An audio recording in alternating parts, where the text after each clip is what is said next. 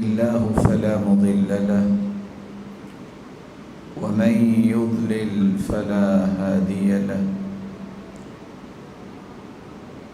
وأشهد أن لا إله إلا الله وحده لا شريك له وأن محمدا عبده ورسوله يا أيها الذين آمنوا اتقوا الله حق تقاته ولا تموتن إلا وأنتم مسلمون يا أيها الناس اتقوا ربكم الذي خلقكم من نفس واحدة وخلق منها زوجها وبث منهما رجالا كثيرا ونساء واتقوا الله الذي تساءلون به والأرحام إن الله كان عليكم رقيبا يا أيها الذين آمنوا اتقوا الله وقولوا قولا سديدا يصلح لكم أعمالكم ويغفر لكم ذنوبكم ومن يطع الله ورسوله فقد فاز فوزا عظيما أما بعد فأعوذ بالله من الشيطان الرجيم لن ينال الله لحومها ولا دماؤها ولكن يناله التقوى منكم كذلك سخرها لكم لتكبروا الله على ما هداكم وبشر المحسنين اللہ ذوالجلال جو ہم سب کے خالق و مالک ہیں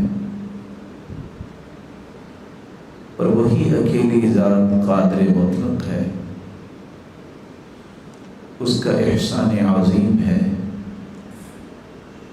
کہ اس نے ہمیں جہاں ایمان اور اسلام کی نعمت سے نوازا، وہاں ایمان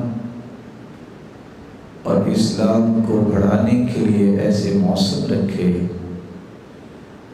جس سے ایمان کا لیول بڑھ جاتا ہے، اور ان ایام میں کیے گئے اعمال کو اللہ نے بہت بڑی فضیلت سے نواز رکھا ہے۔ یہ اس کا فیصلہ ہے،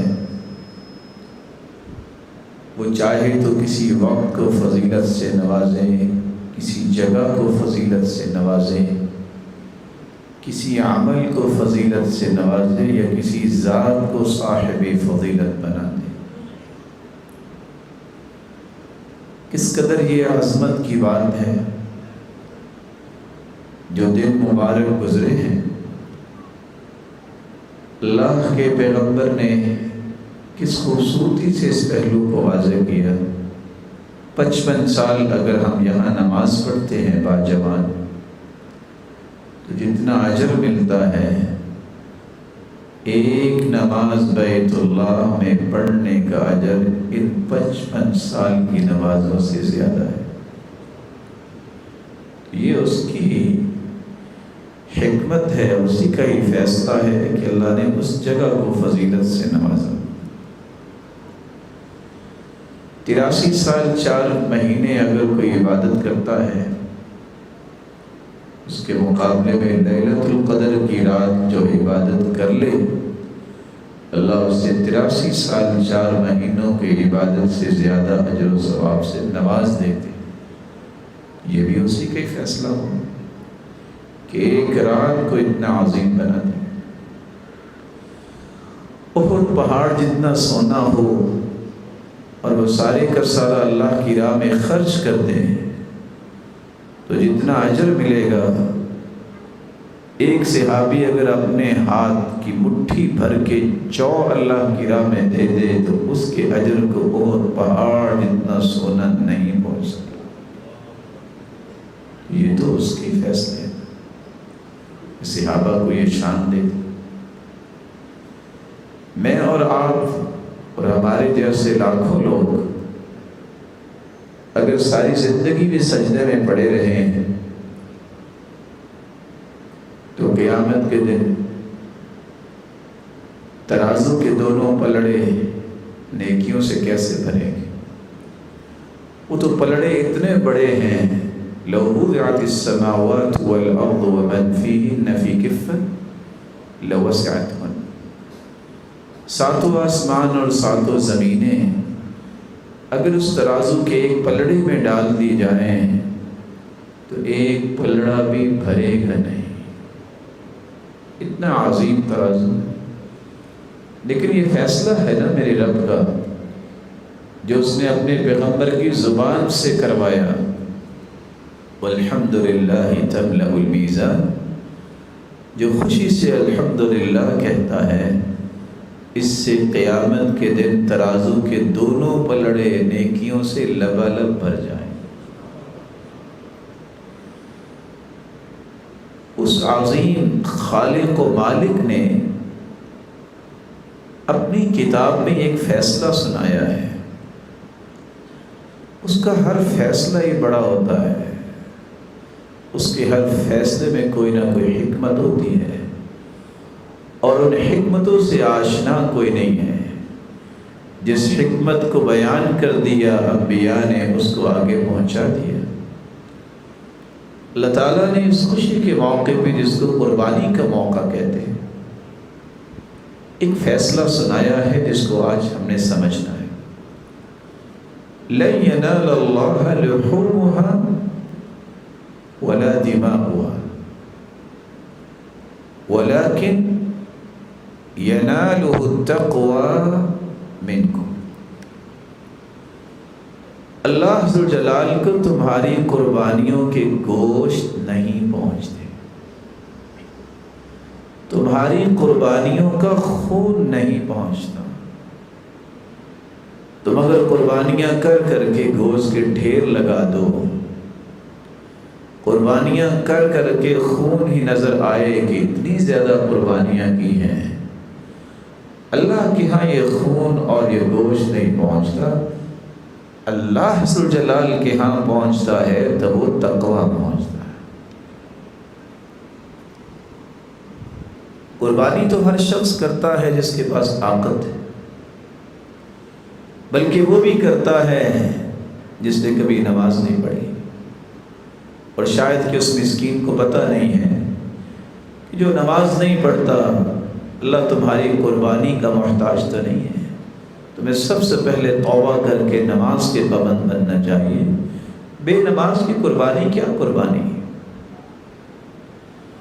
قربانی وہ بھی کرتا ہے جس نے جانور کو چرایا ہوتا ہے لوگوں کو دکھانے کے لیے، گردن تو وہ بھی کاٹتا ہے۔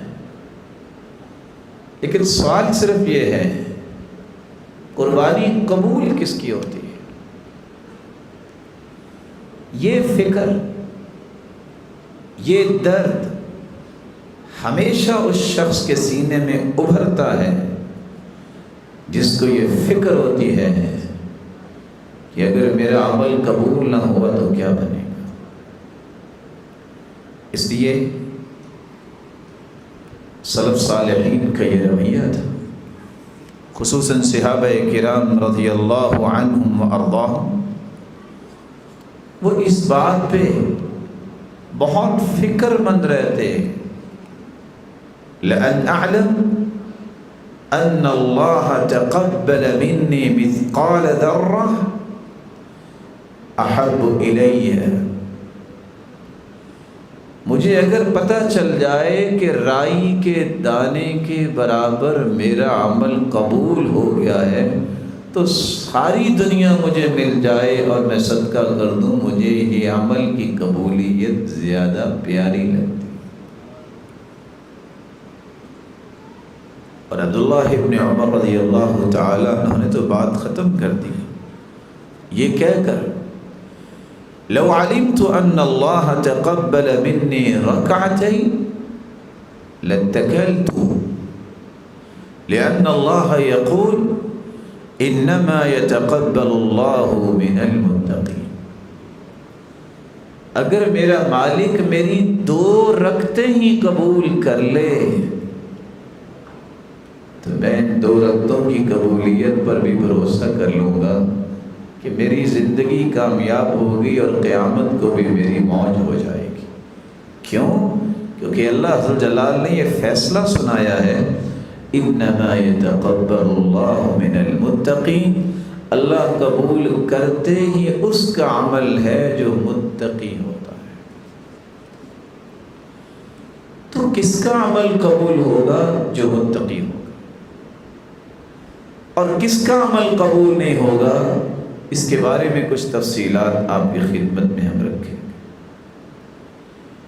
میں اور آپ کیسے پہچان سکتے ہیں کہ میری قربانی اور میری عبادت قبول ہوئی ہے؟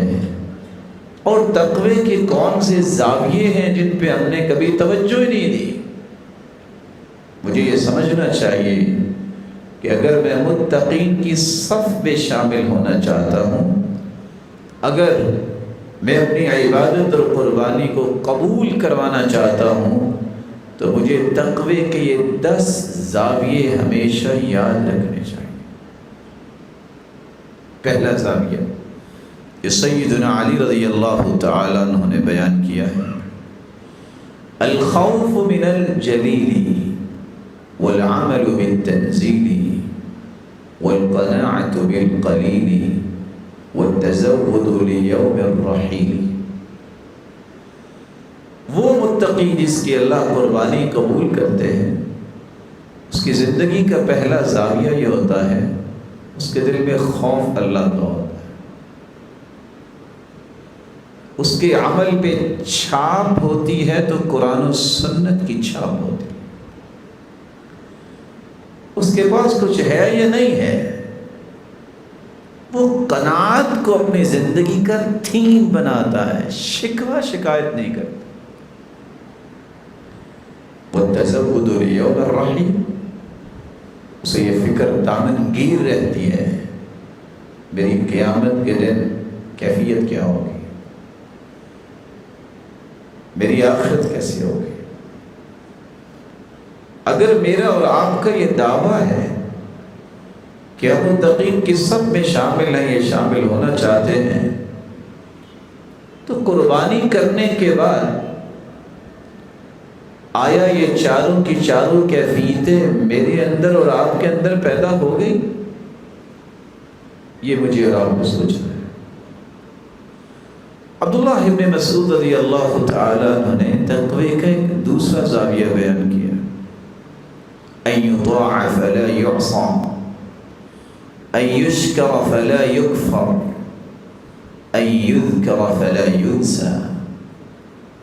متقی ایسے انسان کو کہتے ہیں جو اطاعت و فرما برداری کو اپنا شعار بنائے، سلوگن بنائے، اللہ ذو الجلال کی نافرمانی سے اپنے آپ کو بچا لے، جو اللہ ذو الجلال کے ذکر کو اپنا شعار بنائے، اس کو کبھی بھلائے نہیں، جو اللہ ذو الجلال کی نعمتوں پر ہر وقت شکر گزاری کرتا نظر آئے، اس کی زبان بھی بولے الحمدللہ الذی بنعمتہ تتم الصالحات، اور اس کا جسم بھی اس بات کی گواہی دے، کبھی سجدے میں، کبھی رکوع میں، کبھی قیام میں، کبھی ہاتھ اٹھے ہوئے ہیں، کبھی آنکھوں سے آنسوں کی رچم جاری ہے، یہ وہ شکر گزار ہے جس کو متقی کہتے ہیں۔ آیا یہ تینوں وصف میرے اور آپ کے اندر آ گئے؟ متقی بننے کے تیسرا زاویہ طلق ابن حبیب نے بھی بیان کیا ہے، التقوى عمل بطاعة اللہ رجاء رحمة اللہ على نور من اللہ، والتقوى ترک معصیة اللہ مخافة اللہ علی نور من اللہ، متقی وہ ہوتا ہے جو اللہ کی اطاعت اس امید سے کرتا ہے کہ میں اللہ کی رحمت کا مستحق بن جاؤں، کیونکہ رحمت کے بغیر کسی نے جنت نہیں جانا۔ ساری زندگی سجدے میں پڑا رہے، عمل کی وجہ سے کوئی جنت نہیں جائے گا۔ لَن يَدْخُلَ أَحَدُكُمُ الْجَنَّةَ بِعَمَلٍ، کوئی شخص عمل کی وجہ سے جنت نہیں جائے گا۔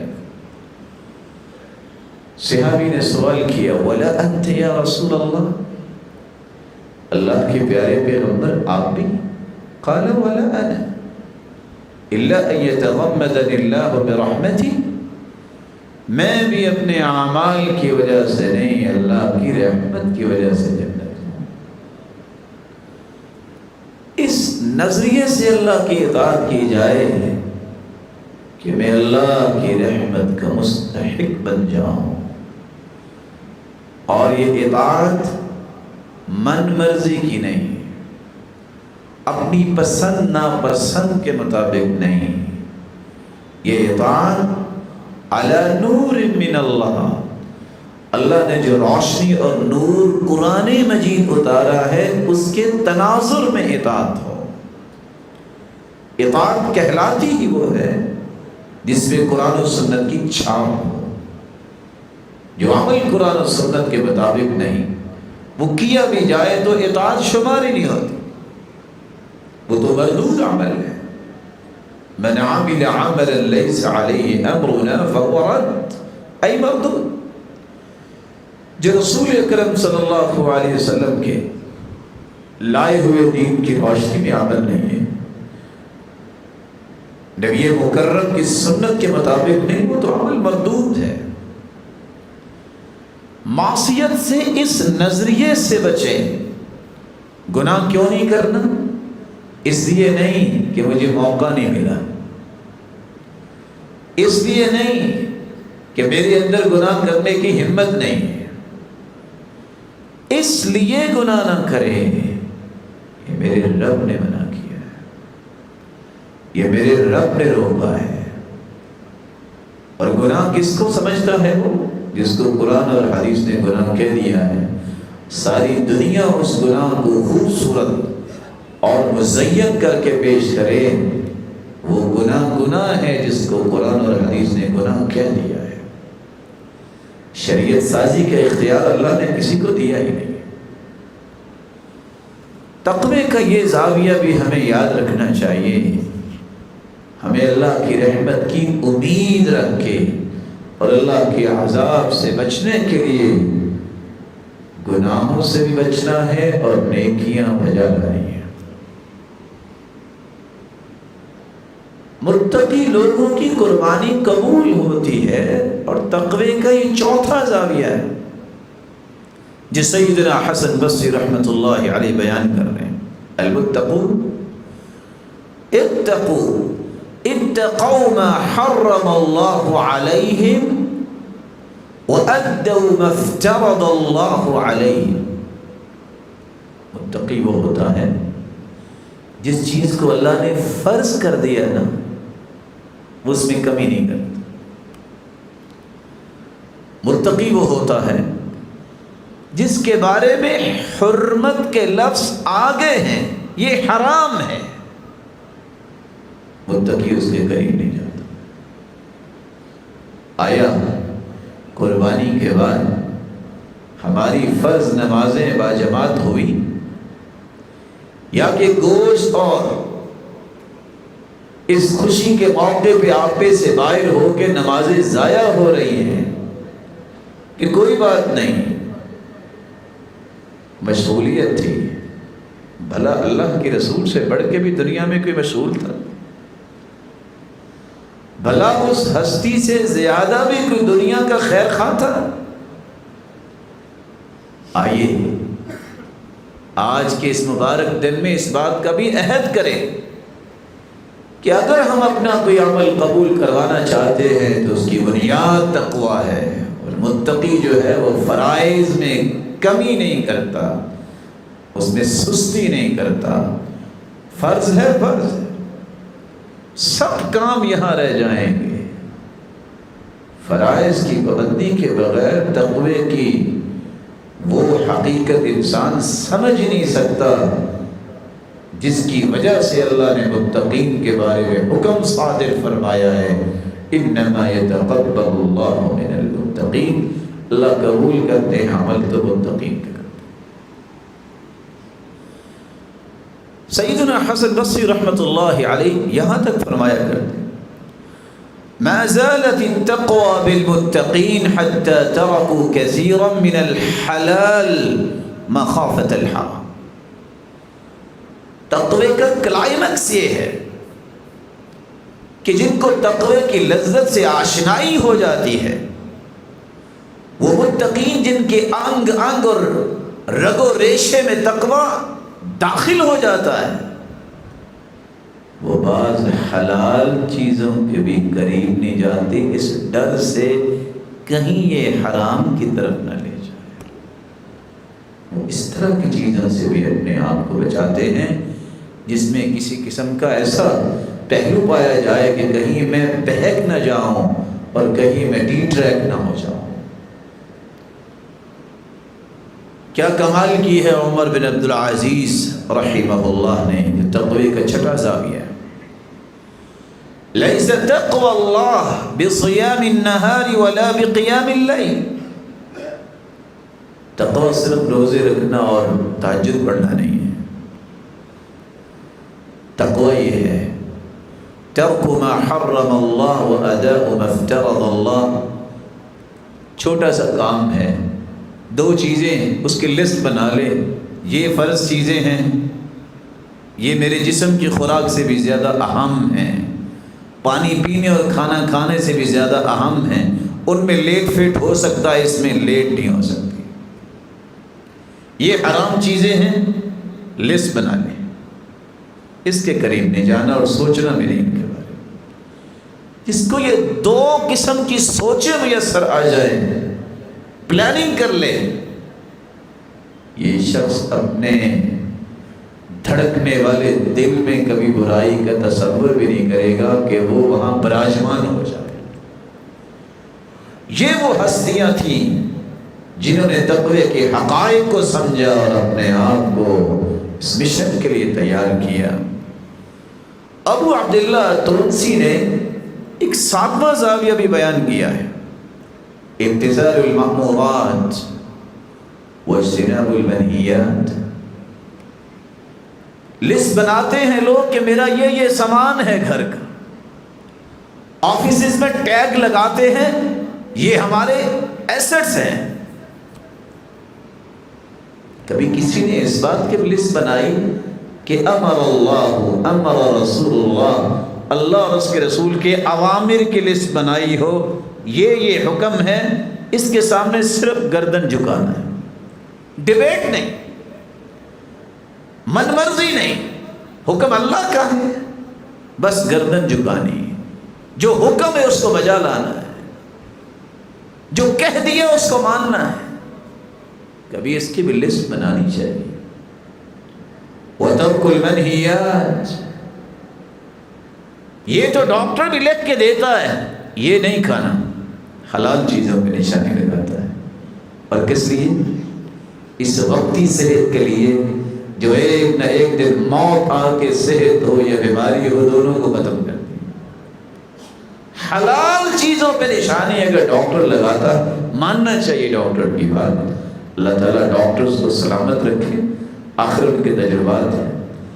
کیا ایک مسلمان کے بارے میں اور آپ یہ کہیں کہ اللہ ان کو سلامت رکھے اور ان کے تجربات ہیں، تو میرا اور آپ کا ضمیر اس بارے میں گواہی نہیں دینی چاہیے، یہ اللہ کے رسول نے منع کر دیا، یہ میرے خالق نے منع کر دیا۔ ایک لسٹ اس کی بھی بنائی، نہا رسول اللہ صلی اللہ علیہ وسلم، اس چیز سے بھی اللہ کے رسول نے منع کیا، اس چیز سے بھی منع کیا، اس چیز سے بھی منع کیا۔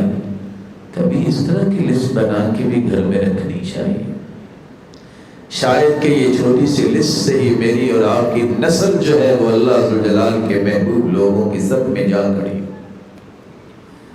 تقوی کا ایک 8واں زاویہ بھی ہے۔ امام احمد بن حنبل کہا کرتے تھے التقوی ہی ترک ما تہوی لما تخشى۔ 101 خواہشیں ہر روز انسان کے دل میں پنپتی ہیں، جنم لیتی ہیں، ابھرتی ہیں۔ جب تک خواہشات کو بندہ نہیں توڑتا، اس ڈر سے کہ یہ خواہشات کہیں غالب آ کے اللہ اور اس کے رسول کی نافرمانی کی طرف نہ لے جائیں، اس وقت تک بندہ متقی نہیں بنتا۔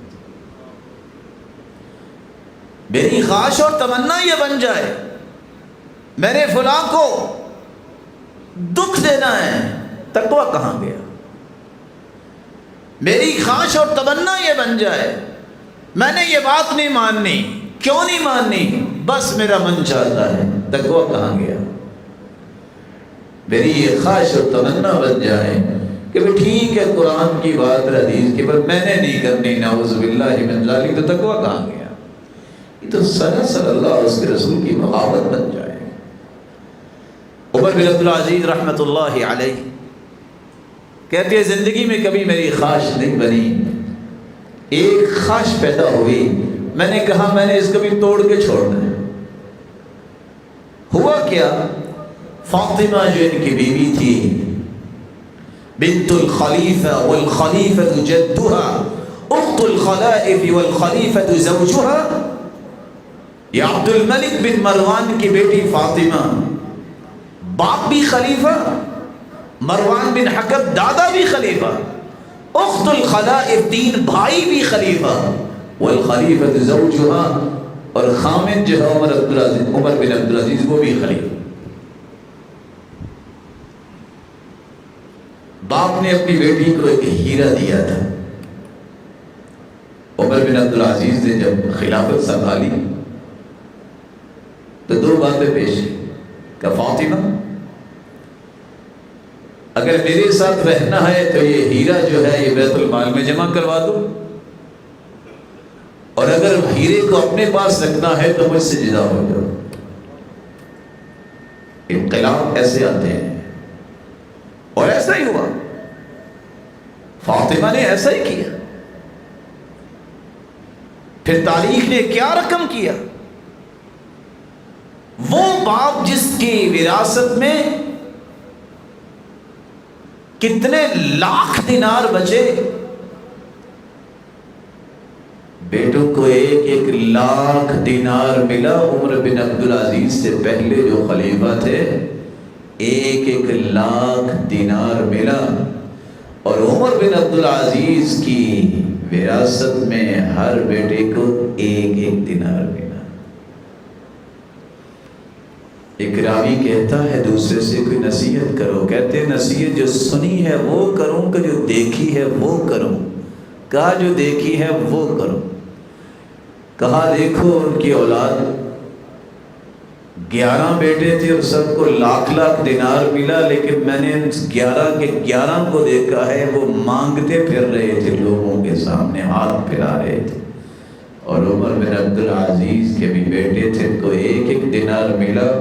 میری ان آنکھوں نے دیکھا ہے کہ وہ 100 گھوڑے اللہ کی راہ میں پیش کرتے نظر آئے۔ عمر بن عبدالعزیز کہتے ہیں خواہش پیدا ہوئی کہ فاطمہ کی جو لونڈی ہے یہ لونڈی کہیں مجھے مل جائے۔ اتفاق سے وہ خوبصورت ہے، اب بیوی سے لونڈی مانگ رہے، کوئی ایسی بات بھی نہیں۔ بیوی کو یہ خیال آیا کہ کہیں لونڈی میں دے بیٹھوں تو کہیں میرے ساتھ جو محبت ہے اس میں کوئی فرق نہ آ جائے۔ عمر بن عبدالعزیز رحمہ اللہ رحمۃ واسعہ، لیکن فاطمہ بھی تو ان کے ساتھ ہی رہتی تھی نا، سوچتی ہے کہ میرے خامد نے مجھے کہہ دیا ہے تو میں بھی تو اللہ کو بھی راضی کرنا چاہتی ہوں۔ وہ لونڈی اسے ہبہ کر دی۔ جو ہی لونڈی ہبہ کی، انہوں نے بلایا اور کہا کہ جاؤ تم آزاد ہو۔ کہا یہ کیا؟ نہ میرے کام میں رہی نہ آپ کے کام میں۔ کہا ایک ہی تو خواہش پیدا ہوئی تھی، تو میں نے اللہ سے وعدہ کیا تھا یہ خواہش بھی اللہ تیری رضا کے لیے توڑنی ہے، میں نے اس کو آزاد کر دیا، لونڈی رہنے نہیں دیا۔ متقی لوگ جب تک اپنی خواہشوں کو توڑتے نہیں ہیں وہ تقوی کی کلائمیکس پہ نہیں پہنچتے۔ ایک زاویہ امام احمد بن حنبل نے دیا ہے، تقوی یہ ہے کہ خواہشات کو توڑ کے شریعت کو مقدم کرو۔ امام نووی رحمۃ اللہ علیہ اسی زاویے کی کچھ اور پہلو پیش کرتے ہیں۔ التقوی کلمۃ جامعہ لفعل الواجبات وترک المنہیات، مجھ پہ یہ واجب ہے تو مجھے واجبات کی ہر وقت پابندی کرنی ہے، ان پہ نظر رکھنی ہے کہ چھوٹ نہ جائے، جو ممنوع کام ہے ان کے قریب نہیں جانا، کہیں میں قریب چلا نہ جاؤں، اس بات پہ پہرا دینا، یہ تقوی ہے۔ علماء نے ایک 10واں زاویہ بھی پیش کیا ہے، اللہ یراک حیث نہاک وَأَلَّا يَفْتَقِدَكَ حَيْثُ أَمَرَكَ، اللہ نے جن جگہوں پہ جانے سے منع کیا ہے زندگی کی آخری سانس تم کو وہاں نہیں جانا چاہیے کہ تمہارا رب دیکھ رہا ہو، چلا گیا ہے، اور جہاں حکم ہے آنے کا، مسجدیں، اللہ کے گھر، نیکی کے کام، ان جگہوں سے کبھی غائب نہیں ہونا، اللہ دیکھ رہا ہے کہ میرا بندہ موجود ہے۔ اللہ عز و جلال یہ تقوی ہر ایک کو نصیب فرما دے۔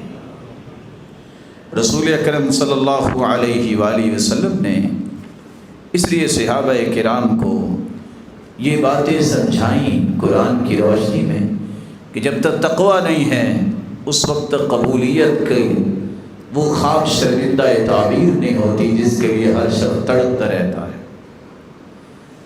تقوی کے بنیادی طور پہ 3 مراتب ہیں، آپ گریجولی چلیں، اپنے آپ کو اس بلندی تک پہنچائیں جو مقصود شریعت ہے، مطلوب شریعت ہے۔ پہلا سٹیپ امام ابن القیم رحمۃ اللہ علیہ فرماتے ہیں، حمیۃ القلب والجوارح عن الآثام والمحرمات۔ اگر آپ سمجھتے ہیں کہ میں اتنا مضبوط نہیں ہوں اور مجھے مضبوط ہونا ہے اور متقین کی صف میں کھڑا ہونا ہے، آپ پہلا سٹیپ یہ لیجیے، دل اور جسم۔ اس دل میں حرام چیزوں کی تمنا اور گناہ کے جذبات کو چھٹک دیجیے اور جسم کو حرام اور گناہ سے بچا لیجیے۔ یہ پہلا اور مضبوط جو ہے یہ سٹیپ ہوگا جو آپ کو باقی سیڑھیاں چڑھنے میں آسانی کرے۔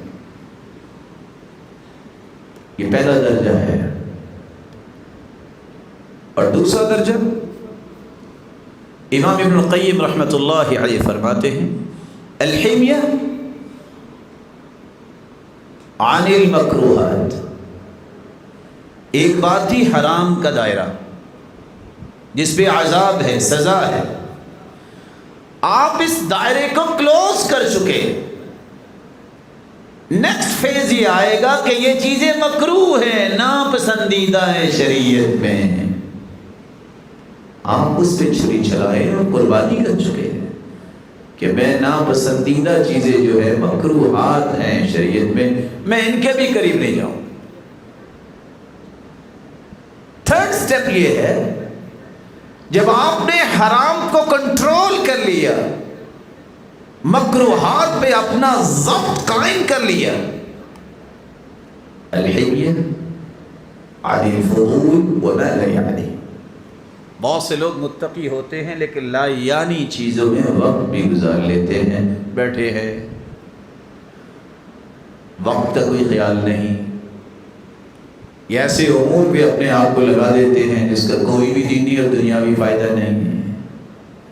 یہ تقوی کا آخری درجہ ہے کہ جو انسان حرمت کے دائرے کو کلوز کرنے کے بعد، مکروہات کو سٹاپل کرنے کے بعد جب اس درجے پہ آتا ہے کہ میں نے فضول چیزوں کے بھی قریب نہیں جانا، لا یعنی گفتگو، لا یعنی کام، لا یعنی معاملات اور مشغولیات کو ٹوٹلی ترک کر دینا ہے، یہ ایسا پاکیزہ انسان ہے، پھر اس کا عمل اللہ ذوالجلال پھر قبول بھی کرتے ہیں، اور اس کے لیے اپنے فرشتوں کے سامنے اللہ ذوالجلال فخر بھی کرتے ہیں۔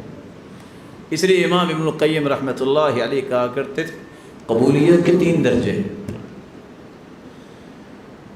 ایک قبولیت کا درجہ یہ ہے، میں نے اور آپ نے نماز پڑھی، جلدی جلدی پڑھ کے فارغ ہوئے، بس عذاب سے بچ گئے، نظر تو آئے کہ رکوع سجدہ ہو رہا ہے، لیکن کم از کم عذاب سے بچ گئے۔ فرض کی ادائیگی کی کیفیت یہ۔ قبولیت کا دوسرا درجہ یہ ہے کہ اللہ نے عذاب سے بھی بچایا اور فرض بھی ادا ہو گیا، اس نماز کو بہتر بنا لیا۔ اور اصل قبولیت کا درجہ یہ ہے کہ جو فرض آپ ادا کر رہے ہیں وہ ادا بھی ہو گیا، عذاب سے بھی بچ گئے، اور اس دن سے اللہ کھربوں فرشتوں کے سامنے تمہاری تعریفیں شروع کر دیتے ہیں۔ یہ قبولیت کا سب سے اعلیٰ درجہ ہے۔ اللہ یہ درجہ ہر ایک کو نصیب فرما دے۔ رسول اللہ صلی اللہ علیہ وآلہ وسلم پر قرآن نازل ہوا۔ آپ ذرا غور کیجئے کہ کتنی بڑی اور مہم بات ہے کہ اللہ ذوالجلال نے رفتہ رفتہ ایک ایک زاویے کو کور کیا ہے تو تقوی کے ذریعے۔ وَلَقَدْ وَصَّيْنَا الَّذِينَ أُوتُوا الْكِتَابَ مِنْ قَبْلِكُمْ وَإِيَّاكُمْ أَنِ اتَّقُوا اللَّهَ۔ جن لوگوں کو بھی کتاب کی نعمت سے نوازا ہے، سب کو تقوی کا حکم دی، عمومی حکم پوری کائنات۔ پھر اللہ ذوالجلال نے کیا کیا؟ یا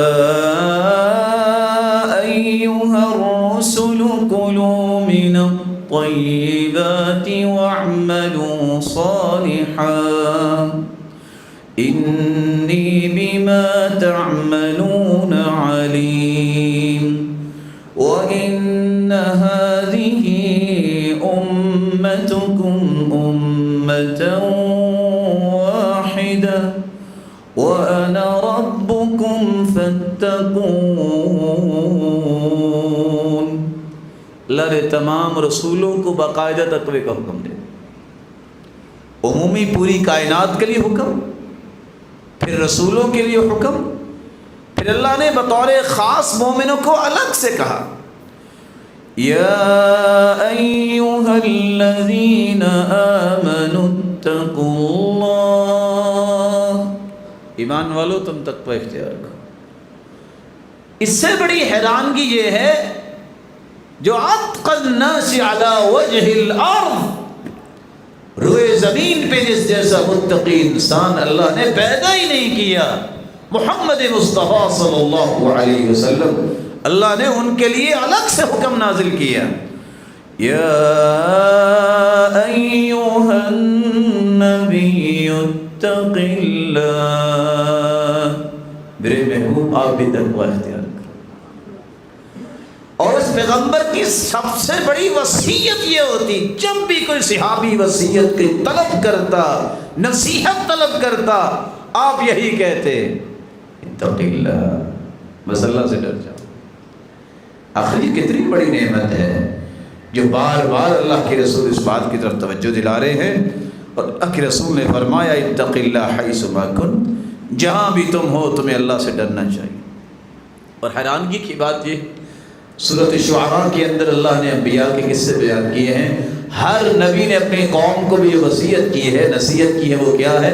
فاتقوا اللہ واطیعون، فاتقوا اللہ واطیعون، فاتقوا اللہ واطیعون، تقوی اللہ کا اختیار کرو، اور جو میں کہتا ہوں میری بات مانو، میں اللہ کی طرف سے پیغمبر بنا کے بھیجا۔ یہ ساری کی ساری باتیں کیوں اللہ نے اتاری؟ راز یہ ہے انما یتقبل اللہ من المتقین، اللہ اصل میں عمل قبول کرتے ہی ان کا ہے جو متقی ہوتے ہیں۔ یہ اللہ نے کیوں ایسا کہہ دیا؟ بار بار 258 مرتبہ تقوی کا حکم قرآن میں آیا، 258۔ تقوی نہ ہو کبھی انسان کا علم نفع مند نہیں ہوتا. درجنوں ڈگریاں اپنے پاس رکھی ہوں، تقوی نہیں، اس کے پاس علم نہیں. واتقوا اللہ ویعلمکم اللہ. تقوی اختیار کرو گے اللہ وہ علم دے گی جو تھوڑا سا علم بھی بہت بڑے علم پہ حاوی ہو جائے. ایسا بابرکت علم ہوگا، کوئی بڑی ڈگری بھی نہیں ہے، لیکن تقوی ہے اللہ کی قدر اس کے علم کو بابرکت بناتے، اس کے فیض کو دنیا کے کونے کونے تک پہنچاتے ہیں. بنیاد ڈگری نہیں ہوتی، بنیاد اللہ کا خوف اور خشیت الہی ہوتی ہے. یہی وجہ ہے کہ سلف صالحین کے پاس تو پی ایچ ڈی کی ڈگریاں نہیں تھیں، وہ تو ماسٹر نہیں کیے ہوئے تھے، لیکن کیا کمال کا ان کا تقویٰ تھا، کیا کمال کی ان کی خشیت تھی کہ ان کی زبان سے نکلنے والی بات دل میں اثر کرتی تھی. اور کتنے لوگوں کے ساتھ زندگی میں ایک ملاقات ان کی ہوئی اور پوری پوری زندگی تبدیل ہو گئی. سبب کیا ہے؟ تقوی کی ایک پاور ہے، ایک قوت ہے. زبان سے نکلنے والی بات پھر انسان کے دل پہ اثر کرتی ہے. اللہ عز و جلال نے اسی لیے اس کو حق و باطل کے درمیان حد فاصل قرار دے دیا. قرآن کہتا ہے یا ایھا الذین آمنوا ان تتقوا اللہ یجعل لکم فرقانا ویکفر عنکم سیئاتکم. تم تقوی اختیار کرو گے، تمہارے اندر ایک صلاحیت پیدا ہوگی جو خریدنے سے، پیسہ لگانے سے نہیں ہو سکتی پیدا. وہ صلاحیت کیا ہے؟ حق و باطل میں تمیز کرنے کی صلاحیت آئے گی. آپ کو اللہ وہ درک عطا کریں گے، وہ فکر اور سوچ وہ آپ کے اندر پیدا ہوگی. یہ حق ہے، یہ باطل ہے. یہ پیمانہ ملتا ہے تو ملتا ہی اس کو ہے جس کے اندر تقویٰ ہوتا ہے. وگرنہ پڑھے لکھے بھی جھوٹ بول رہے ہیں، پڑھے لکھے بھی فراڈ کر رہے ہیں. پیمانے کہاں؟ وہ پیمانے ٹوٹ جاتے ہیں جب تقویٰ نہیں ہوتا.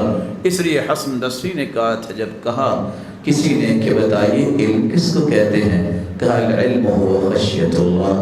علم جو ہے وہ کتابیں جمع کرنے اور پڑھنے کی وجہ سے نہیں ملتا، علم تو اللہ کی خشیت کا نام ہے. اور یہی وہ راز تھا جو صحابہ کرام کے پاس تھا، جس راز کے ذریعے اللہ نے ان کو اتنی بلندیوں سے نوازا.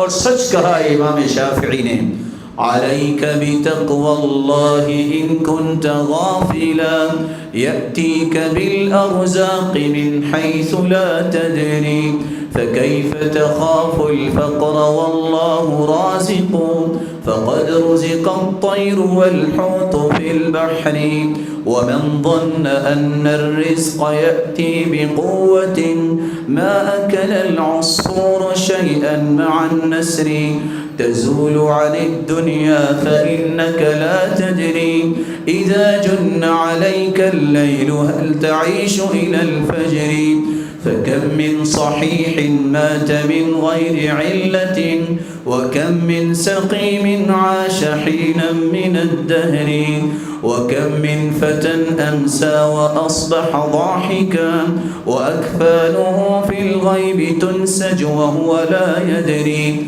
فمن عاش 1000 و2000 فلا بد من يوم يسير إلى القبر. علیک بتقوی اللہ ان کنت غافلا. اے غفلت میں پڑے انسان، اب بھی وقت ہے کہ تم تقوی اختیار کر لو. کیا ہوگا؟ رزق تمہیں وہاں سے اللہ عطا کریں گے جہاں تمہاری سوچ پہنچ ہی نہیں سکتی. اور یاد رکھنا، تم فقیری کا ڈر اپنے دل میں کیوں سمو لیتے ہو؟ اللہ تو رزق دینے والا ہے. اور یاد تمہیں ہونا چاہیے کہ اللہ تو سمندروں کی تہ میں مچھلیوں کو بھی رزق دیتا ہے، ہواؤں اور فضاؤں میں تیرتے ہوئے پرندوں کو بھی رزق دیتا ہے. اور جس شخص کا یہ گمان ہے کہ جس کے پاس طاقت ہو، سکلز ہوں، ایکسپرٹیز ہوں، یا اس کے پاس مینرز ہیں، ایتھکس ہیں، ہیبز ہیں، تب اسے رزق مل رہا ہے، یہ غلط سوچتا ہے. اگر قوت کے ساتھ رزق ملتا تو چڑیا کو تو کچھ نہ ملتا. اگر انگلیاں ہی ہاتھ جو ہے کماتی تو جن کے ہاتھ کٹے ہیں وہ تو بھوکے مر جاتے. ایسا نہیں ہوتا. امام شافعی فرماتے ہیں تم دنیا کو چھوڑ کے چلے جاؤ گے ایک نہ ایک دن، اور تمہیں کچھ پتہ نہیں صبح کے وقت خرامے خرامے اٹھ کے باہر نکلتے ہو، نہ جانے یہ فجر جو طلوع ہوئی ہے یہ سورج غروب ہوگا کہ نہیں ہوگا، تیری زندگی کا سورج غروب ہو جائے گا۔ اور اس لیے امام شافعی کہا کرتے تھے کتنے لوگ صحت مند بغیر بیماری کے ہی مر جاتے ہیں، اور کتنے بیمار جو ہیں وہ کتنے سال چارپائی پہ پڑے رہتے ہیں۔ مت سمجھو کہ بیماری موت ہے، یہ اللہ ذو الجلال کا فیصلہ ہے۔ اس کے ذریعے تمہارے گناہ بھی معاف ہوتے ہیں، درجے بھی بلند ہوتے ہیں، اور بسا اوقات اپنے ہاتھوں کی کمائی بھی ہوتی ہے۔ اور کتنے لوگ صبح اور شام مسکرا رہے ہوتے ہیں اور ان کو کچھ پتہ نہیں ہوتا کہ ان کا کفن جو ہے وہ بنا جا چکا ہے، بس درزی کے ہاتھ میں آنے والا ہے کہ اس کو ٹھیک کر کے آپ تک پہنچائے گا اور تمہیں قبر میں ڈال دیا جائے۔ اور یہ یقین ہونا چاہیے، وہ 1000 سال یا 2000 کی نیت کر بیٹھا ہے کہ میں نے 2000 سال زندہ رہنا ہے، پھر کہاں جائے گا؟ پھر بھی تو قبر میں جانا ہے۔ پھر اس قبر کی تیاری کرنے کے لیے تقوی سے بڑھ کے کوئی نعمت نہیں ہے۔ اللہ ہم سب کو متقی بنائے اور سب کی قربانیاں اور عبادتوں کو قبول فرمائے۔ وآخر دعوانا الحمد للہ۔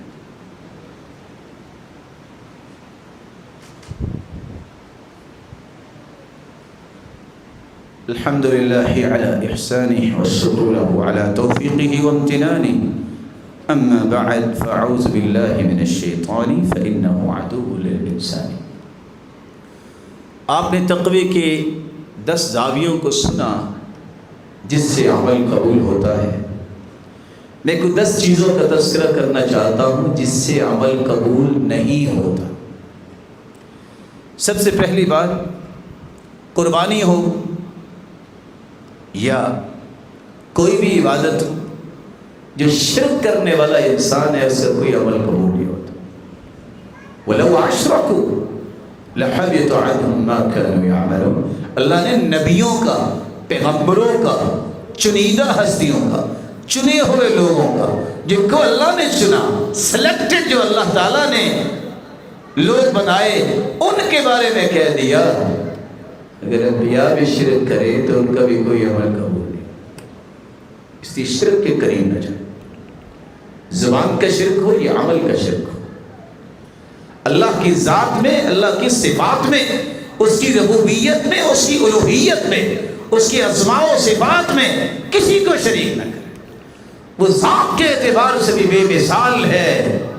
لیس کمثلہ شیء وہو السمیع البصیر۔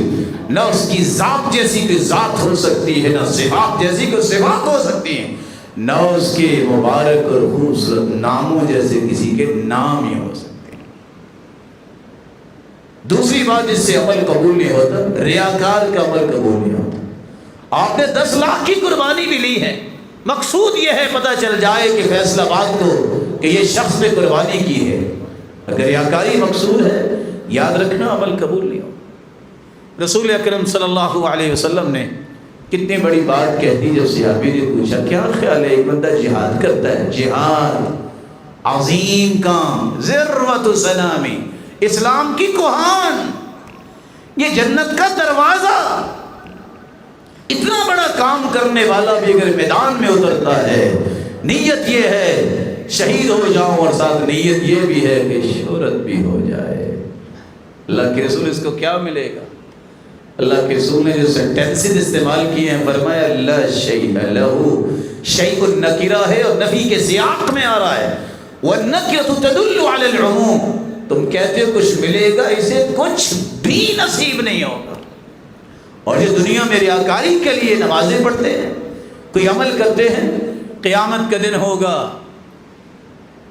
اللہ عز و جلال نور کے پردے ہٹائیں گے اپنی پنڈلی مبارک سے، یکشف ربنا تبارک و تعالی عن ساقی، ہر مومن مرد اور مومنہ عورت سجدے میں گر جائے، لیکن ریاکار سجدہ نہیں کر پائیں گے۔ کلما ذهب ان يسجد خر على قفاه، سجدہ کرنے کی تمنا بھی ہوگی، کرنا چاہیں گے، یعود ظہرہ طبقا واحدا، کمر تخت بن جائے گی، آگے نہیں پچھلی طرف گر جائیں گے۔ اس لیے میں آپ سے دست بدستہ گزارش کروں گا، شرک اس کے قریب نہ جانا، دعا کیا کرے اللہ شرک کی ہوا بھی نہ لگے۔ ریاکاری سے بچے. بار بار یہ لفظ اپنی زبان پہ لائے, اللہم انی اعوذ بک ان اشرک بک شیئا وانا اعلم واستغفرک لما لا اعلم. یہ پڑھنے سے انسان کو اللہ شرک اکبر اور اصغر ریاکاری سے محفوظ فرما دے. سیدنا عمر کہا کرتے تھے اللہم اجعل عملی کلہ صالحا, اللہ میرا ہر عمل صالح بنا دے. وَاجْعَلْهُ لِوَجْهِكَ خَالِصًا, اللہ اپنی رضا کے لیے اسے خالص کر لے. وَلَا تَجْعَلْ فِيهِ لِأَحَدٍ نَصِيبًا, اللہ کسی کا حصہ نہ اس پہ رکھنا, صرف تیرے لیے عمل. تیسرا عمل جو اللہ کے رسول کی نافرمانی ڈھٹائی سے کرتا ہے, کہتا پھر کیا ہے, میں نہیں مانتا کسی کی بات. ایسے لوگوں کے اعمال ضائع ہو جاتے ہیں, اعمال قبول نہیں ہوتے. قرآن مجید میں اللہ جلال نے کہہ دیا ہے وَلَا تَجْهَرُوا لَهُ بِالْقَوْلِ كَجَهْرِ بَعْضِكُمْ لِبَعْضٍ أَن تَحْبَطَ أَعْمَالُكُمْ وَأَنْتُمْ لَا تَشْعُرُونَ. اللہ کے رسول زندہ تھے جب ان کی بات اس مبارک ہستی کے سامنے اونچا بولنا جو ہے کس قدر برائی تھی پتہ ہی نہیں چلتا, عمل ضائع ہو جائیں. اب وہ ہستی تو اللہ کے پاس ہے, اس کی زبان سے نکلنے ہوئے کلمات وہ حدیث بھی جب آ جائیں تو حدیث سننے کے بعد بھی آواز کو بلند نہیں کرنا چاہیے. صرف ایک بار یہ اللہ کے رسول کا فرمان ہے, میں مان گیا. میری عقل سمجھتی ہے یا نہیں سمجھتی, یہ میری عقل کا قصور ہو سکتا ہے. محمد مصطفیٰ سے بات اگر ثابت ہو گئی ہے تو میں اس کو مانتا ہوں, میں اسے تسلیم کرتا ہوں. ایک چوتھا کام جس سے انسان کے اعمال اکارت چلے جاتے ہیں, کبھی تقدیر کو نہ جھٹلانا. تقدیر اللہ جلال کا اندازہ ہے اور اللہ کو زیادہ علم ہے کہ کس کو کیا ملنا چاہیے اور کب ملنا چاہیے اور کیسا ملنا چاہیے, یہ اس کو پتہ ہے. مجھے اور آپ کو بھی میرے اور اپنے بارے میں اتنا نہیں پتا جتنا میرے مالک کو پتا ہے, کیونکہ اس نے ہمیں پیدا کیا. حدیث کے الفاظ ہیں 3 لوگ جو ہیں ان کا کوئی عمل قبول نہیں ہوتا. عاقل والدین کا نافرمان, منان احسان جتلانے والا, ومکذب بالقدر اور تقدیر کو جھٹلانے والا. اللہ نے قیامت کے دن سوال کرنا عمل کیا ہے کہ نہیں, یہ نہیں سوال کرنا کہ تم نے تقدیر کو ڈھونڈا کہ نہیں ڈھونڈا, کیا لکھا ہے. کسی کو پتا کیا لکھا ہے؟ جب برائی کر لیتا کہتا ہے تقدیر میں لکھا ہے. اگر کوئی نیکی اور اچھائی ہو جائے, کوئی نام مل جائے, کہتا ہے دیکھا یہ میری پاورز ہیں, یہ میری تکنیک ہیں, یہ ٹیکنیکس کی وجہ سے میں نے یہ کام کیا, وہ بھی اللہ نے لکھا تھا. اور میرے بھائی وہ بھی اللہ نے تمہیں انعام دیا ہے. کسی بھول میں جا کے اپنے آپ کو خسارے میں نہ لے جاؤ. 5واں کام جس سے عمل ضائع ہو جاتا ہے, حدیث میں آتا ہے جو کسی کاہن نجومی کے پاس جاتا ہے. آج ایمان اتنے کمزور ہو گئے, لوگ اونٹ کی ہڈیاں چھپا رہے ہیں, جادو نہیں ہوتا. اور بعض لوگ کہتے ہیں کہ اونٹ کی ہڈی رکھنے سے بندہ مالدار ہو جاتا ہے. اللہ آپ سب کو سلامت رکھے. یہاں جتنے مالدار ہیں کیا ان کے گھر میں ہڈیاں ہی پڑی ہیں تبھی مالدار ہوئے؟ وہ اللہ نے انہیں مال دیا. یہ دقیانوسی باتوں کو چھوڑو مسلمانوں, اپنے عقیدے پہ آؤ, منہج پہ آؤ. کسی بابے کے پاس, نجومی بابے کے پاس مت جاؤ, کسی پامس کے سامنے ہاتھ نہ پھیلاؤ. حدیث میں آتا ہے جو کسی کاہن نجومی کے پاس جاتا ہے صرف پوچھ لے بتاؤ میری قسمت کیسی ہے, پوچھنے پر ہی 40 دن کی عبادت قبول نہیں ہوتی. اور جو تصدیق کر دے کہ اس نے سچ کہا ہے وَقَدْ كَفَرَ بِمَا أُنزِلَ عَلَى مُحَمَّدٍ, اس نے تو اللہ کے رسول پہ نازل ہونے والے قرآن کا انکار کر دیا. ویسے ایک راز کی بات ہے, اگر یہ کبوتر لے کے جو فٹ پاتھ پہ بیٹھا ہے, اگر اتنا ہی یہ کرمی والا ہوتا تو یہ فٹ پاتھ پہ ہی زندگی گزارتا ہے. اس کی کچھ 8 کنال کی کوٹھی ہوتی.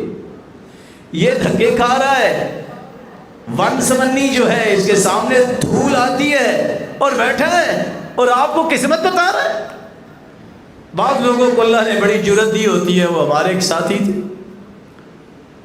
اتفاق سے ان کی 2 شادیاں تھیں. وہ کہتا ہے جی سر ذرا ہاتھ دیکھیے گا, میری شادی نہیں ہو رہی. اس نے کہا ابھی 5 سال انتظار کو. اس نے 1 لگائی. اس نے کہا میں نے دیکھنا یہ تھا کہ تم کرتے کیا ہو. دوسرا کہتا جی میرا بھی ہاتھ دیکھیں، میں آپ کو تھپڑ ماروں گا کہ نہیں ماروں گا؟ وہ بیچارہ ڈر گیا، اگر میں نے کہہ دیا ماروں گا پھر تو اس نے مارنا ہی مارنا، اگر میں نے کہہ دیا نا کہ نہیں مارنا اس نے پھر بھی مارنا۔ کہتا جی میری روٹی کی بات ہے تو آپ جانے دیں۔ اللہ سے ڈرو، اپنے ایمان کو ضائع نہ کرو۔ 5 وقت کا نمازی ہو، صبح و شام کے اذکار کا پابند ہو، اس کو کیا مسئلہ ہے کہ وہ نجومیوں کے پاس جا کے اپنا ایمان جو ہے وہ ختم کر لے؟ جو نجومیوں کے پاس جاتا ہے، اس طرح کے بنگالی بابوں کے پاس جاتا ہے، اس کے اعمال اکارت چلے جاتے۔ چھٹا عمل جس سے عمل قبول نہیں ہوتا، حرام لقمہ جب پیٹ میں جائے تو عمل قبول نہیں ہوتا۔ اللہ سب کو حلال اور وافر نصیب فرمائے کہ وہ حرام کی طرف سوچے بھی نہ۔ 7ویں بات، جو قتل کرتا ہے کسی مسلمان کو، صرف قتل نہیں کرتا، ثم اتبع بقتل، فخر بھی کرتا ہے۔ اڑایا کہ نہیں اڑایا؟ ایسا فخر کرنے والا لم يقبل منه صوم ولا عدل، ایسے شخص کے بھی کوئی فرضی عبادت اور نفلی عبادت قبول نہیں ہوتی۔ 8واں شخص، شراب میں دھت رہنے والا، اس کا عمل بھی قبول نہیں ہے۔ الخمر ام الخبائث، یہ خباثتوں کی ماں ہے۔ مفتاح کل شر، دوسری حدیث میں ہر شرارت کی جڑ ہے، چابی ہے۔ شرابی تو ایسا ہے کہ عابد وزن، کسی بت کا جیسے پجاری ہے۔ وشارب الخمر کعابد اللات والعزى، صحیح الجامع کی روایت ہے، شرابی تو ایسا ہے یہ لات اور عزا کی عبادت کرنے والا ہے۔ رسول اکرم صلی اللہ علیہ وآلہ وسلم نے اس لیے فرمایا تھا جن 3 لوگوں میں جنت حرام ہے ان میں ایک وہ بھی ہے مدمن الخمر، جو شراب میں دھت رہتا ہے۔ اللہ ہم سب کو محفوظ فرمائے۔ جو 1 گلاس شراب پی لیتا ہے، لم تقبل له صلاة 40 صباحا، 40 دن تک اس کی نماز قبول نہیں ہوتی۔ ایک 9واں عمل بھی ہے، آپ بغیر وضو کے نماز پڑھتے ہیں، آپ کی نماز قبول نہیں ہوگی۔ خیال کیا کریں، شک آ گیا ہے فوراً وضو کریں، وضو کے بغیر نماز نہیں ہوتی۔ حدیث میں آتا ہے ایک شخص کا حکم ہوا اس کو 100 کوڑے لگائے جائے، روتا رہا، اللہ سے معافی مانگتا رہا، حکم ہوا 1 کوڑا لگائیں، 1 کوڑا اسے لگایا گیا، فامتلأ قبرہ نارا، اس کی قبر آگ سے بھر گئی۔ پوچھتا ہے علی ما جلدتمونی، کیوں مجھے مار رہے ہو؟ جواب ملا انک صلیت صلاۃ واحدا بغیر طہور، تم نے 1 نماز بغیر وضو کے پڑھی ہے۔ یہاں ذمہ داری ہے اساتذہ کی جو کہیں پڑھاتے ہیں، بچوں پہ اتنا روب نہ ڈالیں کہ اگر ان کے غسل فرض ہے اور انہوں نے وضو نہیں کیا تو بغیر وضو کے کہیں نماز نہ پڑھے۔ والدین کو بھی اللہ سے ڈر جانا چاہیے، وہ اپنی اولادوں کی بھی نگرانی کریں کہ کہیں ان کے خوف سے بغیر وضو کے نماز نہ پڑھے، ان کے اندر اللہ کا خوف آنا چاہیے۔ اللہ کے رسول صلی اللہ علیہ وآلہ وسلم نے یہ بھی فرمایا جو عورت خوشبو لگا کے مسجد آتی ہے اس کی نماز بھی قبول نہیں ہوتی۔ ایما امرأة تطیبت ثم خرجت الى المسجد لم تقبل لها صلاة حتى تغتسل، جو خوشبو لگا کے مسجد میں آتی ہے عورت، جب تک غسل نہیں کر لیتی اس کی نماز ہی قبول نہیں۔ ایسا عطر لگا کے نکلے جو مردوں تک عطر کی خوشبو پہنچے۔ اللہ کے رسول نے تو اتنی بڑی بات کہہ دی، فرمایا یہ تو زانیہ عورت ہے۔ اور تیسری روایت کے الفاظ ہیں جس نے خوشبو لگائی ہے فلا تقربن طیبا، جو مسجد جانا چاہتی ہے وہ خوشبو کے قریب نہ جائے۔ آپ صلی اللہ علیہ وسلم نے یہ بھی فرمایا 3 لوگوں کی نماز تو قبول ہونا دور کی بات ہے، کانوں تک بھی نہیں پہنچتی۔ ایسا امام جو اپنی برائیوں کی وجہ سے لوگ کہتے ہیں اس کے پیچھے نماز نہیں پڑھنی، جھوٹ بولتا ہے، طرح طرح کی ایسی برائیاں ہیں، وہ کہتے ہیں اس کے پیچھے نماز نہیں پڑھتی۔ یہ پڑھاتا بھی ہے، اس کے کانوں کے اوپر تک نماز نہیں جاتی۔ بہت مہم کام ہے، اس لیے اس مہم کام کے اختیار کرنے والوں کو بڑی احتیاطیں برتنی پڑتی ہیں۔ اللہ تعالیٰ ان کی حفاظت فرمائے اور انہیں سلامت رکھے، یہی امت کے سروں کے تاج ہیں۔ لیکن اللہ کے رسول صلی اللہ علیہ وسلم نے ایک دوسری بات بھی کہہ دی، کہ جو عورت اپنے خامن سے ناراض ہو جائے جب تک راضی نہیں اپنے خامن کو کر لیتی اس کی نماز بھی کانوں تک نہیں پہنچتی۔ وہ الگ بات ہے کہ وہ کہتی ہوگی کہ تم جانتے نہیں ہو میں کون ہوں، میرا باپ کتنا امیر ہے، تم جانتے نہیں ہو میں کتنی پڑھی لکھی ہوں، تیری پڑھائی تیرے پاس ہے، لیکن محمد مصطفیٰ کا دین یہ کہہ رہا ہے تم اگر اپنی پڑھائی کے باوجود خامد کو ناراض کر کے سوتی ہو تمہاری نماز کانوں تک نہیں پہنچتی۔ اور ایسا غلام جب اپنے مالک کی اجازت کے بغیر بھاگ جاتا ہے جب تک واپس نہیں آتا اس کی نماز بھی کانوں کے اوپر تک نہیں جاتی۔ رسول اکرم صلی اللہ علیہ وسلم نے ایک بڑی بات کہہ دی اور یہ بات بھی سننے والی ہے، اذان سنتا ہے اس کے پاس شرعی عذر نہیں ہے اور وہ نماز پڑھنے کے لیے مسجد نہیں آتا، لم تقبل منہ الصلاۃ الذي صلى، وہ پڑھ بھی لے گا تو قبول نہیں ہوگی۔ علماء نے بڑی اس پہ تفصیلی گفتگو کی ہے، لیکن بات کتنی بڑی ہے، کوئی شرعی عذر نہیں، کام کاج سارے کر رہا ہے مسجد نہیں آتا۔ ایسے شخص کی عبادت کے بارے میں کیا کہیں گے؟ حدیث کی نص کیا ہے؟ لن تقبل له صلاۃ، اگر عذر ہو تو ایک نہیں 35 عذروں کا ذکر امام سیوطی نے کیا ہے۔ اس لیے مسجدوں کو آباد کرنا چاہیے۔ اللہ عز و جلال ہمیں ان لوگوں کی صف میں شامل فرمائے۔ مدینے والوں کو جو ڈراتا ہے ایسے انسان کے بارے میں بھی اللہ کے رسول نے فرمایا اس کی فرضی اور نفلی عبادت کو قبول نہیں کیا جاتا۔ جو کسی بدعتی کو جگہ دیتا ہے یا اپنی نسبت تبدیل کرتا ہے، یہ خاندان ہے، کہتا ہے اس خاندان کی تو لوگوں کیا عزت نہیں، اپنا سابقہ لا کر نئے خاندان کا لگا لیتا ہے، نسبت باپ کی طرف نہیں کسی اور کی طرف کر لیتا ہے، خاندان تبدیل کرتا ہے۔ اس پہ اللہ کی بھی لعنت ہے، فرشتوں کی بھی لعنت ہے، پوری دنیا کی لعنت ہے، اس کے فرض اور نوافل کچھ بھی قبول نہیں۔ اور آخری گزارش، رسول اللہ صلی اللہ علیہ وآلہ وسلم کے فرامین تو آپ نے سنے، دنیا میں سب سے بڑے وہ لوگ ہیں جن کو اللہ نے علم اور عمل سے نوازا ہے، اور سب سے پیارے اللہ کے نزدیک وہ ہیں جو 5 وقت مسجد میں آتے ہیں، 5 وقت۔ اللہ ان کو عرش کا سایہ نصیب فرمائے گے۔ تو جو رہتی مسجدوں میں ہیں وہ اللہ کے کتنے پیارے ہوں گے۔ عبداللہ ابن المبارک رحمہ اللہ جو 10 لاکھ حدیثوں کے حافظ تھے، ان کی سب سے بڑی تمنا یہ ہوتی تھی کہ کوئی عالم مجھے ملے میں اس کے ساتھ کھڑا ہو جاؤں۔ وہ کہا کرتے تھے میں نے زندگی میں تجارت کی ہے تو کی اس لیے ہے، لولا 5 ما تجرت، اگر 5 علماء نہ ہوتے میں تجارت ہی نہ کرتا۔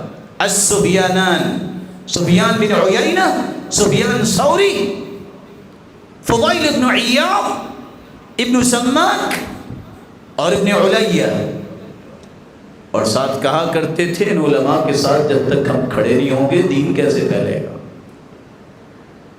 اس لیے مسجدوں کی آباد کاری اور علماء ان کی تعلیمات کو دنیا کے کونے کونے تک پہنچانا اس دور کے اندر سب سے بڑا کام ہے۔